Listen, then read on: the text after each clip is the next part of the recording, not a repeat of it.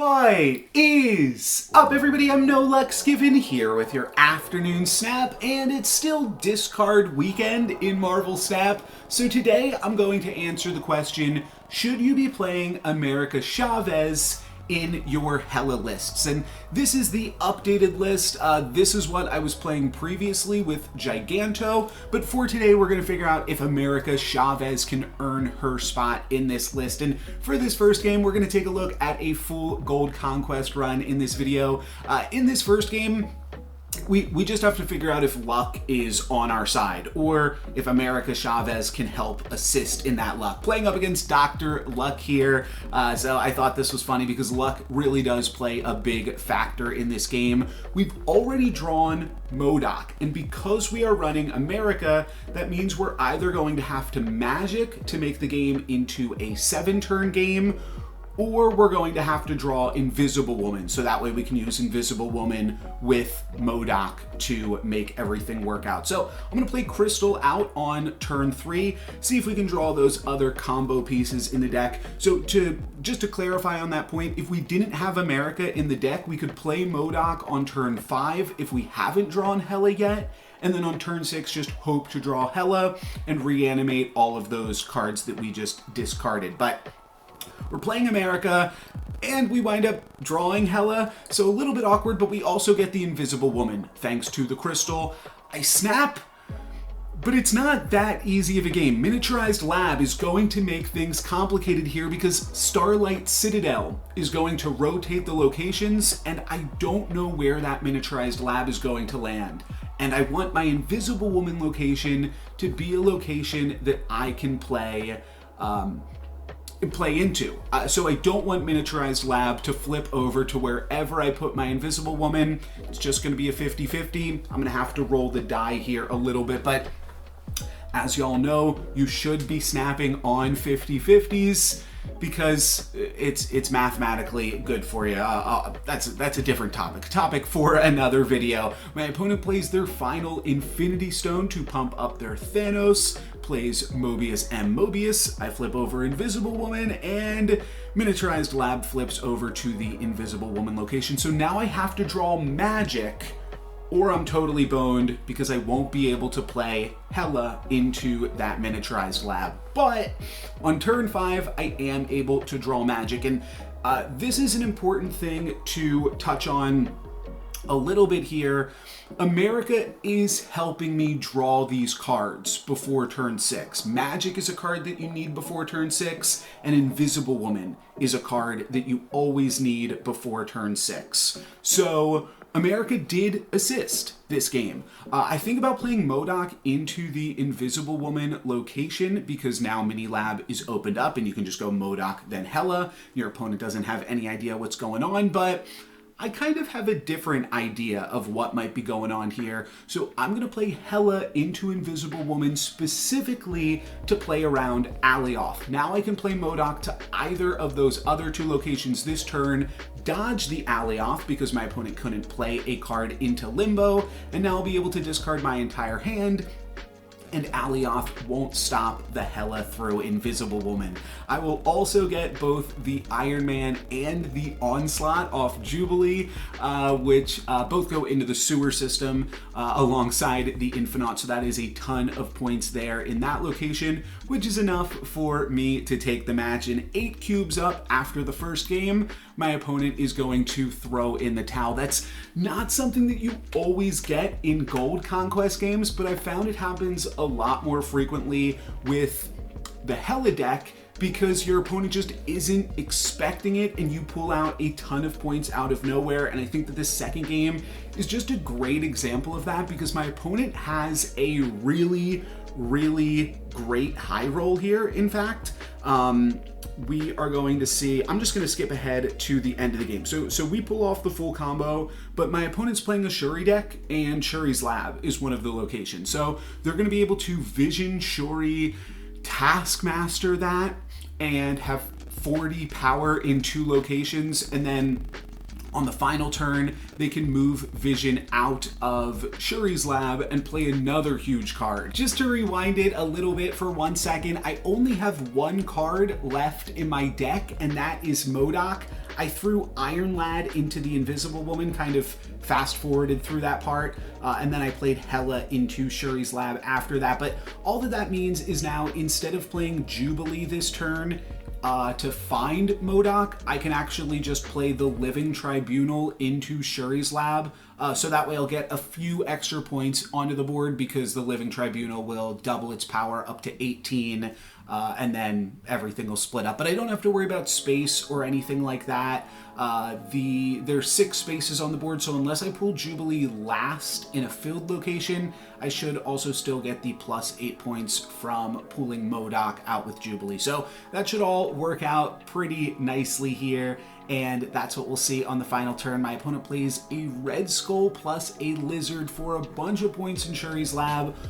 Almost 40 power in every location. They could have had a little bit more power as well if they had moved the Vision into Atlantis before they copied it with Taskmaster, but still an incredible high roll for the Shuri's deck to grab Shuri's Lab, or the Shuri deck to grab Shuri's Lab and all of the other stuff. Jubilee does not have a problem there, and Onslaught even finds itself in Iron Man yet again. So a pretty great high roll for me as well. I get an even bigger high roll here, and that's going to translate into 52 power in all 3 locations to allow me to grab another win for 8 cubes. And after another 8-cuber, again, we're going to see another concession, moving us into the finals. And to wrap up this gold conquest, we're going to take a look at one final match where, unfortunately, I do make some mistakes. And that's starting here on turn 3. I play Magic instead of Crystal, which is just a mistake because my opponent is showing us their Snow Guard here, and they're going to be able to use that to turn off the turn 7 from Limbo. So I should have just played Crystal, and if I did, I actually potentially could have won this game. But with the fact that my opponent is able to shut off the Limbo turn, it's just going to make it harder for me to... Fuck.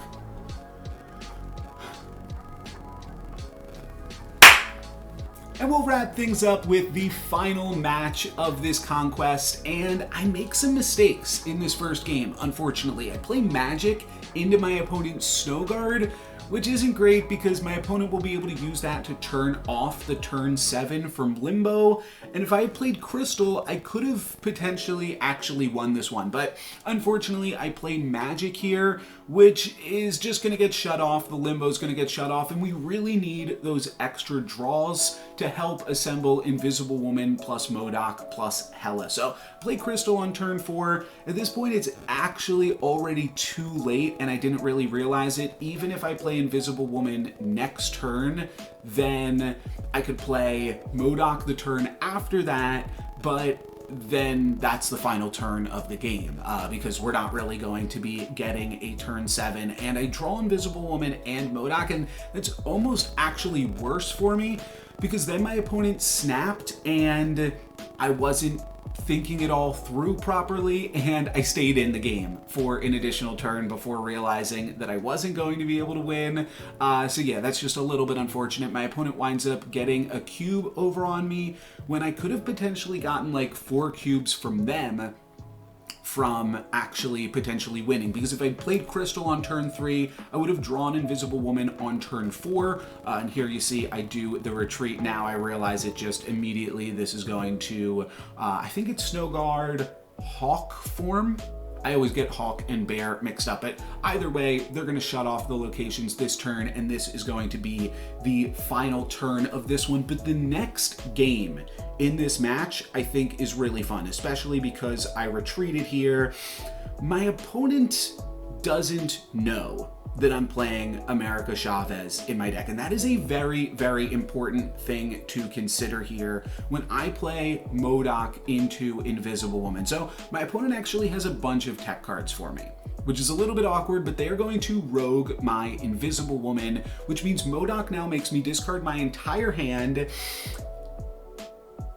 but I haven't drawn Hela yet.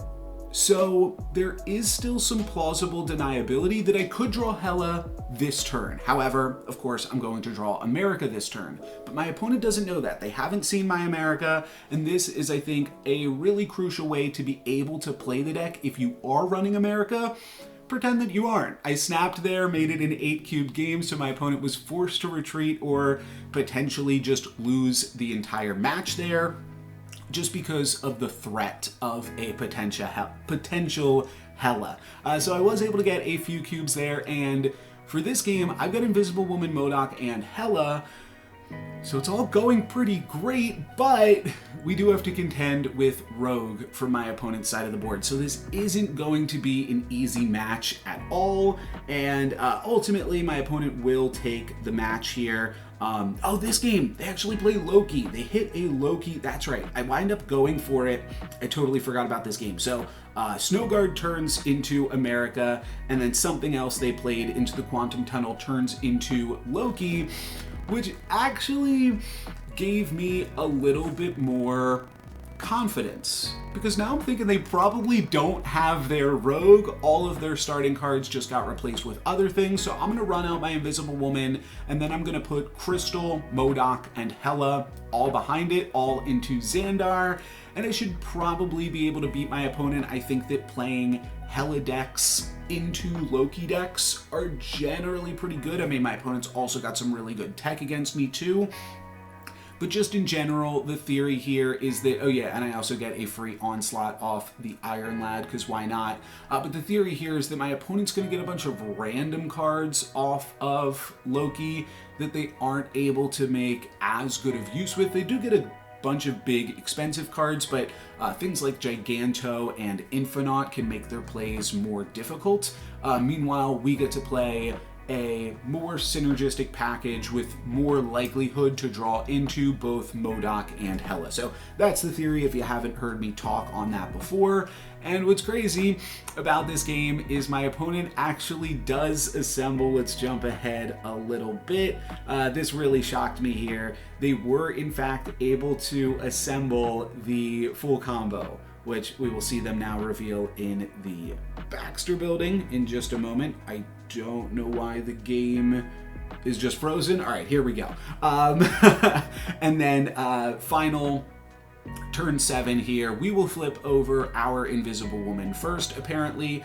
So Crystal draws Living Tribunal, that's what I was talking about earlier, and then MODOK just gets to discard that additional card before Hela activates. And that's actually important too, because my opponent is now going to draw an additional card, and as I've kind of already spoiled, they have got MODOK plus Hela. So they're probably not going to discard as good of cards as a whole, but they do have Iron Man and Onslaught, but then they also have stuff like Angela. Let's see what they get here. They also don't have Living Tribunal, and there's no way that they can actually win this game, but they are able to get us in that center location briefly, but only because of like a visual error. We take them in all 3 locations and grab a cube lead there. So that was a pretty fun one because my opponent was able to steal my deck with Loki. Here's another game where my opponent plays Snowguard, I play Magic, doesn't feel great. I have to draw the Invisible Woman. This time they snap, and I just respect it and retreat for 1 cube because I have to draw specifically Invisible Woman, and Subterranea just made that so much more difficult. So decided I wasn't going to play in that one, even though I had a lot of the pieces that the deck wants. I had the MODOK and the Hela.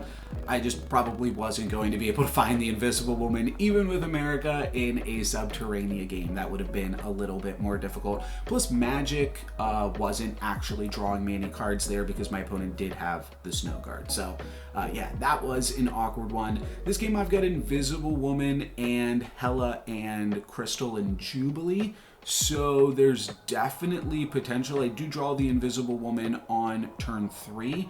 So it's kind of awkward in terms of like what order I want to run this stuff out in. Decide to play the Invisible Woman on turn 3, but even that is a little bit awkward. Because now it's just like additional, now my opponent knows that they need to spend some time roguing in that location. So yeah, that might be a little bit awkward for me. I'm going to Jubilee into the Invisible Woman in the hopes that that can hit MODOK. because we are kind of limited on time to find that. Could have also used crystal here, would have been pretty similar, but we are going to get away with the no rogue for the time being, but this is the turn that my opponent would rogue me if they have it, and yeah, that would make me discard all of my cards here, and that is exactly what they do, assuming that I hit the Modoc. So we don't even know that I'm going to hit it for sure, but now I also don't have access to Invisible Woman. I do get Magic, which gives me some additional time, but I don't have Invisible Woman anymore. So it's really, really tough to make this work. It is still possible. I do have the ability to play Infinite this turn, but Nidavellir isn't really helping. But I could potentially do like Infinite, try to throw in a Living Tribunal, and get a bunch of points spread that way. Ultimately, it's just not going to be enough points, so I wind up conceding rather than playing that one out. And this final game starts off with some rocks, and we are in, I always forget what it's called, high stakes mode. So we are playing for 2 cubes, and I get Dark Dimension for free. So I don't even need to draw Invisible Woman, and I didn't even need to draw Magic. I wish that I had drawn Crystal instead, as Limbo is our 3rd location. So 2 of the locations are really helping out in this game, but I don't have either the Modoc or the Hela. So we're gonna have to draw those or Iron Lad into those, or potentially utilize the deck's backup plan with Iron Man, Living Tribunal, and Onslaught. That could certainly be a potential avenue to victory until my opponent plays Snow Guard, because now I'm not going to be able to play all 3 of those cards. So I'll only be able to probably be able to play 2 of Iron Man and Living Tribunal.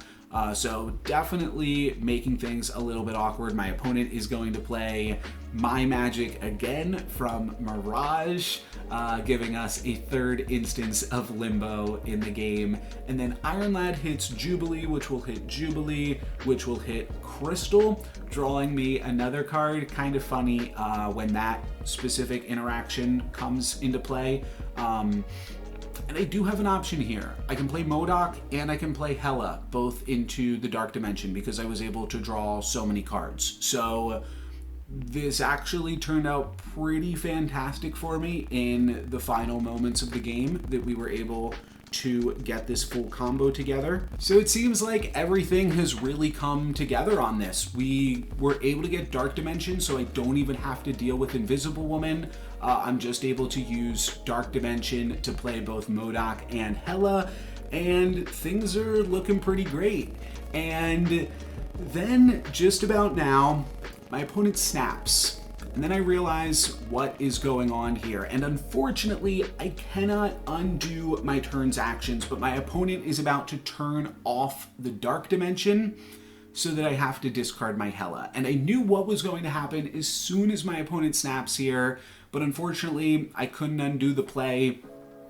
I just had to hope it didn't work or something, but unfortunately then I discard. I'm still trying to undo there, but I have to discard my entire hand, including my Hela, and then I'm just going to draw America off the top here, and that's all she wrote. I can't win this. I can tie up the second Limbo, but yeah, game's over. And I didn't realize this, but if you play Hawk on turn 5, that also turns off Limbo, because if Limbo is turned off still on turn 6, I just didn't realize that it worked this way.